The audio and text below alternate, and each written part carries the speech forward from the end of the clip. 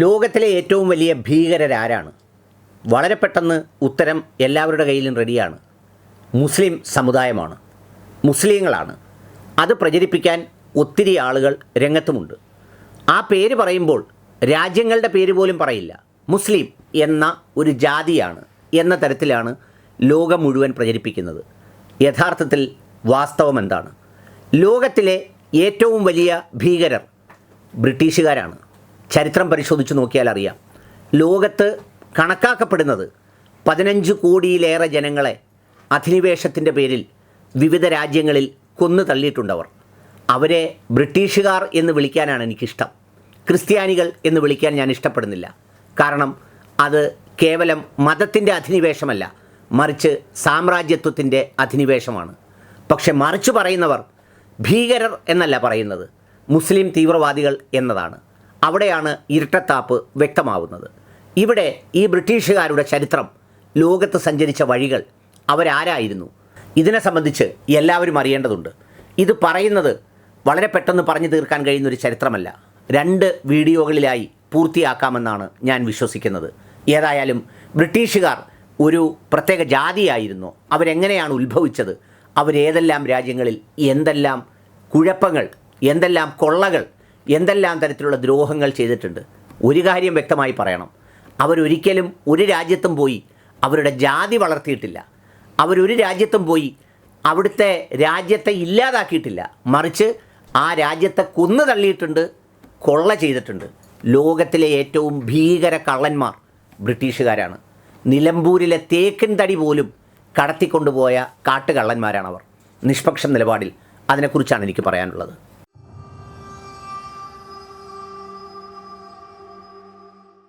നമ്മുടെ രാജ്യത്തെ ഏറ്റവും വലിയ ശത്രുക്കൾ ആരാണെന്ന് ചോദിച്ചാൽ എല്ലാവരും ഇന്ന് കൈ ഉയർത്തി പറയും, നമ്മുടെ ശത്രു പാകിസ്ഥാനികളാണ്. അവർ യഥാർത്ഥത്തിൽ നമ്മുടെ രാജ്യം വെട്ടിമുറിച്ച് ബ്രിട്ടീഷുകാരുടെ കുടിലതന്ത്രത്തിൽ കുടുങ്ങി അതും വാങ്ങി പോയവർ മാത്രമാണ്. യഥാർത്ഥത്തിൽ അവർ നമ്മളെ ഒന്നും കൊള്ള ചെയ്തിട്ടില്ല. സത്യം പറഞ്ഞാൽ നമ്മുടെയും ലോകത്തിൻ്റെയും ഏറ്റവും വലിയ ശത്രുക്കൾ ബ്രിട്ടീഷുകാരനാണ്. സൂര്യൻ അസ്തമിക്കാത്തത് എന്നൊക്കെ വലിയ വായിൽ വർത്തമാനം പറയുമ്പോൾ ആ സൂര്യൻ അസ്തമിക്കാത്തതിൻ്റെ കാരണം ഈ 6 ഭൂഖണ്ഡങ്ങളിലും സ്വന്തം സാമ്രാജ്യങ്ങൾ തീർക്കാൻ വേണ്ടി പരശതം കോടി ജനങ്ങളെ കൊന്നു തള്ളുകയും അവരുടെ മുഴുവൻ അടിവസ്ത്രങ്ങൾ പോലും മോഷ്ടിച്ചു കൊണ്ടുപോവുകയും ചെയ്ത കാട്ടുകള്ളന്മാരാണവർ. ഇന്ത്യയോട് എന്ത് ചെയ്തുവെന്ന് ശശി തരൂർ ഒരിക്കൽ ബ്രിട്ടനിൽ പോയി ഉറക്കെ വിളിച്ചു പറഞ്ഞിരുന്നു. ആരാണ് ഈ ബ്രിട്ടീഷുകാർ? ബ്രിട്ടീഷുകാർ യഥാർത്ഥത്തിൽ ഒരു വർഗമോ ഒരു ജാതിയോ ഒന്നുമല്ല. ബ്രിട്ടീഷുകാർ ആദ്യമായി ആ സ്ഥാനത്തേക്ക് വരുന്നത് യൂറോപ്പിൽ നിന്ന് ബ്രിട്ടനിലേക്ക് കുടിയേറി പാർത്ത സ്റ്റോൺഹെഞ്ച് ഉൾപ്പെടെയുള്ള സംഗതികൾ നിർമ്മിച്ച ഒരു ആദിവാസി ഗ്രൂപ്പാണ്. ഈ സ്റ്റോൺഹെഞ്ച് എന്ന് പറയുന്ന ഏറ്റവും മനോഹരമായ അത്തരമൊരു സ്ട്രക്ചറൊക്കെ നിർമ്മിച്ചത് ഒരു ആദിവാസി ഗ്രൂപ്പാണ്. അവരിൽ നിന്നാണ് ഇതിൻ്റെ യഥാർത്ഥത്തിലുള്ള ഉത്ഭവം. അവർ നിയാണ്ടർതൽ, ക്രോമാഗ്മൻ തുടങ്ങിയ ജനവിഭാഗങ്ങളുമായി ബന്ധപ്പെട്ടവരാണെന്നാണ് കരുതപ്പെടുന്നത്. എന്നാൽ ക്രിസ്തുവിന് 1000 വർഷങ്ങൾക്ക് മുമ്പ് യൂറോപ്പിൽ അന്നുണ്ടായ ജനവിഭാഗമായ കെൽത്തുകൾ ഇംഗ്ലണ്ടിലേക്ക് കുടിയേറി പാർത്ത് അവരുടേതായ നിരവധി സ്മാരകങ്ങൾ ഉണ്ടാക്കുകയും അതൊക്കെ ഇപ്പോഴും നമുക്ക് ചരിത്രരേഖകളിൽ നിന്നും ലഭ്യമാണ്. കെൽസുകൾ അവിടെ പഠിച്ചുകൊണ്ടിരിക്കുന്ന സമയത്താണ് അവിടെ റോമാക്കാർ തള്ളിക്കയറുന്നത്. റോമാക്കാർ ജൂലിയസ് സീസറിൻ്റെ നേതൃത്വത്തിൽ BC 56 തള്ളിക്കയറി. എന്നിട്ട് കെൽത്തുകളെ അവർ പരാജയപ്പെടുത്തി. കെൽത്തുകളുടെ ഫ്രാൻസിലുണ്ടായിരുന്ന ഒരു ബ്രാഞ്ച് വെർത്തിംബ എന്ന രാജാവിനെ പരാജയപ്പെടുത്തിയാണ് റോമക്കാർ ബ്രിട്ടനിലേക്ക് വരുന്നത്.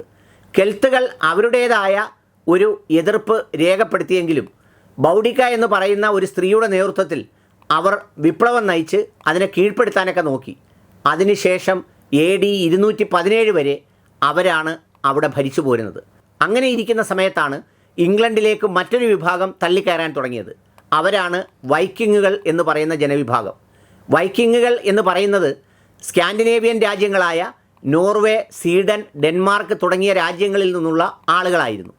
അവരുടെ ഒരു വിഭാഗമാണ് ഐസ്ലൻഡിൽ പോയി താമസിച്ച് 1000 കൊല്ലം പഴക്കമുള്ള ഒരു ജനാധിപത്യം അവിടെ ഉണ്ടാക്കിയത്. അവരുടെ മറ്റൊരു വിഭാഗം അമേരിക്കയിലേക്ക് പോയി. അവരുടെ സന്തതി പരമ്പരകളാണ് അമേരിക്കയിൽ നിന്നുള്ള റെഡ് ഇന്ത്യൻസ് എന്ന് പറയുന്ന ജനവിഭാഗം. എന്നാൽ അതിലൊരു വിഭാഗം യൂറോപ്പിലേക്ക് വരികയും ഫ്രാൻസിൻ്റെ തീരത്തുള്ള നോർമാൻഡിയിൽ വന്ന് താമസിക്കുകയും ചെയ്തു. നോർമൻസ് എന്ന് പറയുന്നത് ഇതിൻ്റെ ഒരു വിഭാഗമാണ്. അത് കഴിഞ്ഞ് അവരുടെ ഒരു വിഭാഗം അറബികളുമായി മിക്സ് ചെയ്ത് തുർക്കികൾ എന്ന് പറയുന്ന ജനവിഭാഗമുണ്ടായി. മറ്റൊരു ജനവിഭാഗം റഷ്യയിലേക്ക് തള്ളിക്കയറി. വൈക്കിങ്ങുകളുടെ ഒരു വിഭാഗമാണ് റൂസ് എന്ന് പറയുന്നവർ. അവരാണ് റഷ്യയിലേക്ക് പോയത്. റൂസ് എന്ന വാക്കിൽ നിന്നാണ് റഷ്യ ഉണ്ടായതെന്ന് ചരിത്രം പരിശോധിക്കുമ്പോൾ നമുക്ക് കാണാവുന്നതാണ്. AD 600 ആണ്ടായതോടുകൂടി ജർമാനിക് പീപ്പിൾ യൂറോപ്പിലേക്ക് വന്നു. 3 ജർമ്മൻ വിഭാഗങ്ങളാണ് ബ്രിട്ടനിലേക്ക് അന്ന് തള്ളിക്കയറിയത്. അതിൽ ആദ്യത്തേത് ആംഗിൾ വിഭാഗമാണ്. ആംഗിളുകളുടെ ഭാഷയാണ് ആംഗ്ലീഷ് ആയതും പിന്നീട് ഇംഗ്ലീഷ് ആയതും. ആംഗിൾ ലാൻഡാണ് പിന്നീട് ഇംഗ്ലണ്ടായി മാറിയത്. അത് കഴിഞ്ഞ് പിന്നീട് ജർമ്മനിയുടെ തെക്കുവശത്തുള്ള ഫാക്സണി എന്ന് പറയുന്ന സ്ഥലത്ത് നിന്ന് കുറച്ച് ജനവിഭാഗങ്ങൾ ഇംഗ്ലണ്ടിലേക്ക് വന്നു. അവരെയാണ് ഫാക്സൻസ് എന്ന് പറയുന്നത്. പിന്നീട് അവർ ജൂട്ടൻസ് എന്ന് പറയുന്ന ജർമ്മനിയുടെ വടക്ക് പടിഞ്ഞാറ് ഭാഗത്തു നിന്നും ഇംഗ്ലണ്ടിലേക്ക് വന്നു. അവരെയാണ് ജൂഡ് പീപ്പിൾ എന്ന് പറയുന്നത്. അങ്ങനെ ഇവരെ നയിച്ചുകൊണ്ട് വന്നത് 2 നേതാക്കന്മാരായിരുന്നു. യംഗിസ്റ്റ് ഹെസ്സെ, അവരുടെ നേതൃത്വത്തിലാണ് ഇംഗ്ലണ്ടിലേക്ക് ഇവർ കുടിയേറി വന്നത്. ഈ ഗ്രൂപ്പിനിടയ്ക്കും അവരുടെ ഒറിജിനൽ സംസ്കാരം നിലനിർത്തിയ വിഭാഗമാണ് വെയിൽസ്. ഇവർ കെൽത്തുകളുടെ സന്തതി പരമ്പരകളായിരുന്നു. അങ്ങനെ ഇരിക്കെ മറ്റൊരു ജനവിഭാഗം ഇംഗ്ലണ്ടിലോട്ട് വന്നു. ഇംഗ്ലണ്ടിൻ്റെ വടക്ക് ഭാഗത്താണ് അവർ വന്നിറങ്ങിയത്. അവരാണ് സ്കോട്ട് എന്ന ജനവിഭാഗം. അവർ വന്ന് താമസിച്ച സ്ഥലമാണ് സ്കോട്ട്ലൻഡ് എന്നറിയപ്പെടുന്നത്. പക്ഷേ സ്കോട്ടുകളെ മുഴുവൻ അവിടെ നിന്ന് അയർലൻഡിലേക്ക് ഓടിച്ചു. പിന്നീട് അവിടെ വന്ന ജനവിഭാഗമാണ് പിക്സ് അവിടെ വന്ന് താമസിച്ചെങ്കിലും സ്കോട്ട്ലൻഡ് എന്ന പേര് മാറ്റിയില്ല. ഇപ്പോഴത്തെ സ്കോട്ട്ലൻഡിൽ സ്കോട്ടിഷ് ജനങ്ങളില്ല. അവരൊക്കെ അയർലൻഡിലാണ്. ആകാശത്തുള്ള നക്ഷത്രങ്ങളായിരുന്നു അവരുടെ ദേവന്മാരും ദേവതകളും. എന്നാൽ ഇംഗ്ലണ്ടിലെ കോൺവാൾ എന്ന് പറയുന്ന സ്ഥലം കുടിയേറ്റങ്ങൾ ഒന്നും നടക്കാത്ത ഒറിജിനൽ ബ്രിട്ടീഷുകാർ താമസിച്ചിരുന്ന സ്ഥലമാണ്. അതുകൊണ്ടാണ് ഷേക്സ്പിയർ അദ്ദേഹത്തിൻ്റെ പ്രസിദ്ധമായ കിങ് ലെയർ എഴുതുമ്പോൾ മൂത്ത രാജകുമാരി റീഗനെ കല്യാണം കഴിച്ചിരിക്കുന്നത് ഡ്യൂക്ക് ഓഫ് കോൺവോൾ ആണ് എന്ന് പറയുന്നത്. അവർ ആരുമായും വഴക്കിനൊന്നും പോകാതെ മറ്റൊന്നുമായും സങ്കലനം ചെയ്യാതെ മാറി നിന്ന വിഭാഗമാണ്. അങ്ങനെ ഇതിൽ കോൺവോൾ മാത്രം ബാക്കിയായി നിന്നു. ഇത് കഴിഞ്ഞപ്പോഴാണ് 8-ാം നൂറ്റാണ്ട് കഴിഞ്ഞതോടെ ഡാനിഷ് ഇൻവെൻഷൻ വരുന്നത്. ഡെൻമാർക്കിനടുത്തുള്ള ജനവിഭാഗം തള്ളിക്കയറി ഡെൻമാർക്കിൻ്റെ കുടിയേറ്റ സമയത്താണ് കിങ് ആൽഫ്രഡ് തുടങ്ങിയ വലിയ നേതാക്കൾ ഇവരെ ഇടയ്ക്കൊന്ന് പരാജയപ്പെടുത്തിയെങ്കിലും വീണ്ടും അവർ ബ്രിട്ടീഷുകാരെ അതിജീവിച്ചത് AD 1066 വന്ന നോർമാൻഡിയിൽ നിന്നുള്ള അധിനിവേശക്കാരാണ്. നോർമൻ അധിനിവേശത്തിൻ്റെ സമയത്ത് ഇംഗ്ലണ്ട് വലിയൊരു യുദ്ധമില്ലാതെ കീഴടങ്ങിയതിൻ്റെ കാരണം പറയുന്നത് ഡാനിഷ് അധിനിവേശത്തെ നേരിടാൻ വേണ്ടി ഇംഗ്ലണ്ടിലെ ഒരു രാജാവ് വടക്കോട്ട് പോയി സ്കാംഫോർഡ് ബ്രിഡ്ജ് എന്ന സ്ഥലത്ത് വെച്ചുണ്ടായ യുദ്ധത്തിൽ ടോസ്റ്റിംഗ് എന്ന് പറയുന്ന നേതാവിനെ തോൽപ്പിച്ച് കഴിഞ്ഞപ്പോഴാണ് വില്യം ഓഫ് നോർമാൻഡി ലാൻഡ് ചെയ്തതായി വിവരമറിയുന്നത്. സൈന്യത്തെ ഒന്ന് വിശ്രമിക്കാനുള്ള അവസരം പോലും കൊടുക്കാതെ പരിക്കേറ്റ സൈന്യത്തെയും കൊണ്ടാണ് വില്യം ഓഫ് നോർമാൻഡിയെ നേരിടാൻ വന്നത്. ആ യുദ്ധത്തിൽ ഇംഗ്ലീഷുകാർ തോറ്റുപോയി. അങ്ങനെ നോർമാൻഡീസ് ഭരണം പിടിച്ചെടുത്തു. അങ്ങനെ AD 66 ഈ 10ഓളം ജനവിഭാഗങ്ങൾ, ഞാൻ ഇതുവരെ പറഞ്ഞ 10ഓളം ജനവിഭാഗങ്ങൾ ഒത്തുചേർന്ന് ഒരു മിശ്രിതമായിട്ടാണ് ബ്രിട്ടൻ എന്ന് പറയുന്ന രാജ്യം ഉണ്ടായത്. റോമാക്കാരുടെ അക്രമ സമയത്താണ് ബ്രിട്ടൻ എന്ന വാക്ക് പോലും ഉണ്ടാകുന്നത്. ജൂലിയസ് സീസർ അവിടെ വരുമ്പോൾ ഇംഗ്ലണ്ടിലെ ജനവിഭാഗങ്ങൾ കയ്യിലും മുഖത്തുമൊക്കെ പെയിൻ്റ് അടിച്ചുകൊണ്ട് നടന്നു. അവരെ ലത്തീൻ ഭാഷയിൽ പേര് ബ്രിട്ടാനിക് ഫോക്സ് എന്നാണ് വിളിച്ചിരുന്നത്. അതായത് ശരീരത്തിൽ പെയിൻ്റ് അടിക്കുന്നവർ എന്നർത്ഥം. ഈ ബ്രിട്ടാനിക് എന്ന വാക്കിൽ നിന്നാണ് ബ്രിട്ടൻ എന്ന പേരുണ്ടായത്. 1066 അധിനിവേശത്തിന് ശേഷം 10ഓളം വരുന്ന കൗണ്ടീസിനെ യോജിപ്പിച്ചുകൊണ്ട് ഒരു രാജ്യമാക്കി മാറ്റി. പക്ഷേ സ്കോട്ട്ലൻഡും വെയിൽസും അയർലൻഡും മാറി നിന്നു. 1066 ശേഷം ഫ്രാൻസും ഇംഗ്ലണ്ടും 300 വർഷത്തെ തുടർച്ചയായ യുദ്ധം നടന്നു. അതെല്ലാം കഴിഞ്ഞാണ് ഹെൻറി 7-നും 8-നും വന്നപ്പോൾ അവർ സ്കോട്ട്ലൻഡിനെ ഒരുമിപ്പിച്ചു. കൂടാതെ അവരോടൊപ്പം ചേരാതിരുന്ന വെയിൽസിലെ പ്രിൻസിനെ അടുത്ത രാജകുമാരനുമാക്കി. അതോടുകൂടി വെയിൽസും ബ്രിട്ടീഷ് രാജ്യത്തോടൊപ്പം ചേർത്തു. അയർലൻഡിൻ്റെ മേൽഭാഗവും ഇതേ ബ്രിട്ടൻകാർ പിടിച്ചെടുത്തു. സതേൺ പാർട്ട് പിടിക്കാൻ പറ്റിയില്ല. ട്യൂഡൻ രാജവംശം തീരാറായപ്പോൾ എലിസബത്ത് രാജ്ഞി വന്നു. രാജ്ഞി സ്പെയിനിനെയും അയർലൻഡിനെയും കീഴ്പ്പെടുത്തി. കഷ്ടിച്ച് ഒരു 400 വർഷങ്ങൾക്ക് മുമ്പാണ് ഗ്രേറ്റ് ബ്രിട്ടനിലെ 4 ഭാഗവും ചേർന്ന് ഒരു രാജ്യമാകുന്നത്. അത് കഴിഞ്ഞപ്പോഴാണ് ബ്രിട്ടൻ ലോകം മുഴുവൻ പിടിച്ചടക്കാൻ തുടങ്ങിയ കൊടും കൊള്ളക്കാരായി കള്ളന്മാരായി മാറിയത്. അവർ ആധിപത്യം സ്ഥാപിക്കാനായി ആദ്യം പോകുന്നത് അമേരിക്കൻ ഭൂഖണ്ഡത്തിലേക്കാണ്.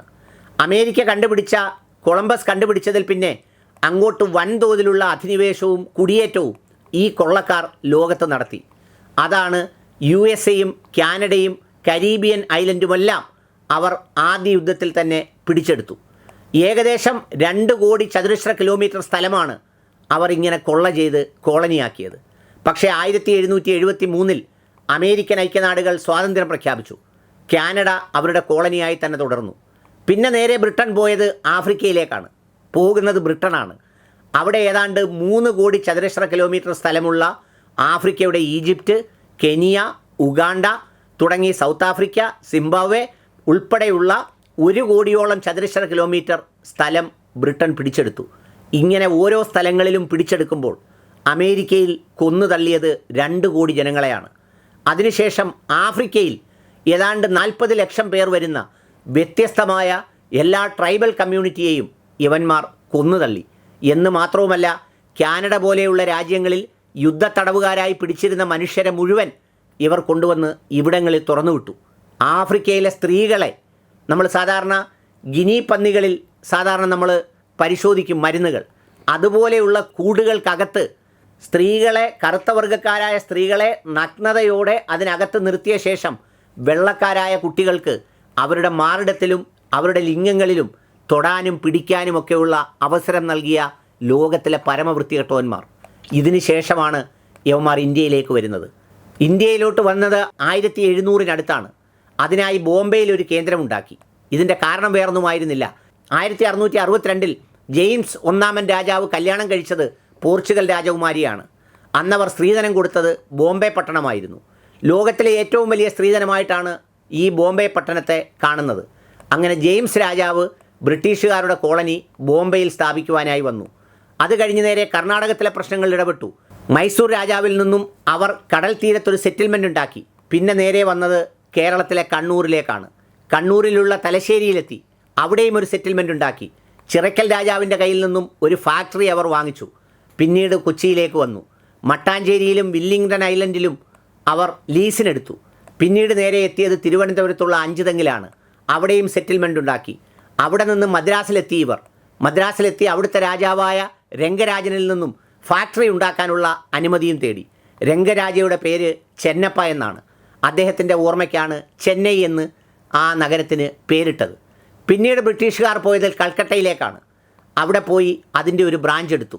1757-ൽ പ്ലാസി യുദ്ധത്തിലൂടെ ബംഗാൾ പിടിച്ചു. 1764-ൽ ബക്സർ യുദ്ധത്തിൽ ബീഹാറും ഒറീസയും പിടിച്ചു. 1799-ൽ ശ്രീരംഗപട്ടണ യുദ്ധത്തിലൂടെ മദ്രാസും മൈസൂറും പിടിച്ചു. 1818-ൽ മറാത്ത യുദ്ധത്തിൽ മഹാരാഷ്ട്രയും ഗുജറാത്തും പിടിച്ചു. അത് കഴിഞ്ഞ് 1846 ആയപ്പോഴേക്കും പഞ്ചാബും 1857-ൽ ഡൽഹിയും പിടിച്ചു. പിന്നീടുള്ള ബ്രിട്ടൻ്റെ അധിനിവേശം മലേഷ്യയിലും ബർമയിലുമായിരുന്നു. ആ 2 രാജ്യങ്ങളും പിടിച്ചടക്കി. 1854-ൽ ബർമ രാജാവിനെ മാണ്ഡലെ യുദ്ധത്തിലാണ് തോൽപ്പിക്കുന്നത്. അവിടെ നിന്ന് മലേഷ്യയിലേക്ക് കയറിയ ബ്രിട്ടീഷുകാർ മുസ്ലിം രാഷ്ട്രമായ മലേഷ്യയിൽ 10 രാജാക്കന്മാരെയും തോൽപ്പിച്ചു. 5 രാജാക്കന്മാരെ കൂട്ടുപിടിച്ച് അടുത്ത 5 രാജാക്കന്മാരെ തോൽപ്പിക്കും. പിന്നീട് അവരെ പിടിച്ച് ഇവരെ തോൽപ്പിക്കും. പിന്നെ തോറ്റ രാജാക്കന്മാരെ വെച്ച് ജയിച്ച രാജാക്കന്മാരെ തോൽപ്പിക്കും. ഇതായിരുന്നു ഇവൻ്റെ പരിപാടി. അങ്ങനെ വന്നാണ് ഇന്ത്യയിൽ ഏതാണ്ട് 640ഓളം നാട്ടുരാജ്യങ്ങളുണ്ടായിരുന്ന രാജാക്കന്മാരെ മുഴുവൻ വ്യത്യസ്ത ജാതികളുടെ പേരിൽ അങ്ങോട്ടും ഇങ്ങോട്ടും തമ്മിലടിപ്പിച്ച് യവന്മാർ ഇവിടെ പിടിമുറുക്കി. ലോകത്തിലെ ഏറ്റവും വലിയ ചതിയന്മാരും തീവ്രവാദികളും യഥാർത്ഥത്തിൽ അവരാണ്. അങ്ങനെ മലേഷ്യ പിടിച്ചെടുത്തു. അതിനുശേഷം ചൈനീസ് കോളനിയായിരുന്ന സിംഗപ്പൂർ പിടിച്ചെടുത്തു. അവിടെ നിന്ന് നേരെ പോയത് ഓസ്ട്രേലിയയിലേക്കാണ്. 76 ലക്ഷം ചതുരശ്ര കിലോമീറ്ററുള്ള ഓസ്ട്രേലിയ പിടിച്ചു. പിന്നീട് ന്യൂസിലൻഡ് പിടിച്ചു. അങ്ങനെ സൗത്ത് അമേരിക്ക ഒഴിച്ച് എല്ലാ ഭൂഖണ്ഡത്തിലും ഇവർ പിടിച്ചടക്കി. പണി നടക്കാതിരുന്നത് 2 സ്ഥലത്ത് മാത്രമാണ്. അഫ്ഗാനിസ്ഥാനിൽ പിടിക്കാൻ ചെന്നു. ഓടിച്ചിട്ടടിച്ച് യവന്മാരെ കൊന്നൊടുക്കി കളഞ്ഞു. അവിടെ നിന്ന് ഇവർ രക്ഷപ്പെട്ടു. ഇറാനിൽ പോയി. ഇറാനിലും താൽക്കാലികമായി ഒരു വിജയമെങ്ങാണ്ട് കിട്ടിയതൊഴിച്ചാൽ പിന്നീട് ആ ജനത ഒറ്റക്കെട്ടായി തിരിഞ്ഞ് ഇവരെ തിരിഞ്ഞോടിക്കുകയായിരുന്നു. 1860 കഴിഞ്ഞതോടാണ് തുർക്കിയെ തകർക്കാൻ നോക്കുന്നത്. ഓട്ടോമാൻ തുർക്കി എംപയർ 50 കൊല്ലം പിടിച്ചു നിന്നെങ്കിലും അവസാനം 1-ാം ലോക മഹായുദ്ധത്തിൽ തുർക്കിയെ പരാജയപ്പെടുത്തി 15 രാജ്യങ്ങളായി വിഭജിച്ചു. ലോകത്തിൽ ഏറ്റവും കുറഞ്ഞത് 15 കോടി ജനങ്ങളെയെങ്കിലും ബ്രിട്ടീഷുകാർ കൊന്നിട്ടുണ്ടാവും. പലതിനും കണക്കില്ല. ഓസ്ട്രേലിയയിൽ ചെല്ലുമ്പോൾ അവിടുത്തെ മുഴുവൻ ടാസ്മാൻസിനെയും കൊന്നു. ആഫ്രിക്കയിൽ ചെന്ന് കൊന്നു തള്ളിയ നീഗ്രോകളുടെ എണ്ണത്തിന് യാതൊരു കണക്കുമില്ല. ഇത് പകുതിയേ ആയുള്ളൂ. യഥാർത്ഥത്തിൽ ഇനിയും തുർക്കിയുടെ മേലും അതുപോലെ ഓട്ടോമാൻ എംപയറിലും കൂടാതെ ഇന്ത്യയിൽ വിശദമായി ചെയ്ത കാര്യങ്ങളും എന്തൊക്കെയാണെന്ന് പറയേണ്ടതുണ്ട്. ഞാൻ പറഞ്ഞത് തീവ്രവാദത്തിൻ്റെ കണക്ക് പറയുമ്പോൾ ഏതെങ്കിലും ഒരു സാമൂഹ്യ വിരുദ്ധൻ എവിടെയെങ്കിലും 10 പേരെയോ 5 പേരെയോ അല്ലെങ്കിൽ 25 പേരെയോ 50 പേരെയോ കൊല്ലുന്നത് ഭീകരം തന്നെയാണ്. അതൊരിക്കലും ന്യായീകരിക്കാവുന്നതല്ല. പക്ഷേ ഇന്ന് നീതി പറയുന്നത് ഇത്രയും മനുഷ്യനെ കൊന്നു തള്ളിയ പരമലോകദ്രോഹികളാണ് എന്നുള്ളതാണ് ഇതിൻ്റെ ഒരു പ്രത്യേകത. ഇതൊന്നാം ഭാഗം. ബാക്കി നമുക്ക് അടുത്ത വീഡിയോയിൽ പറയാം.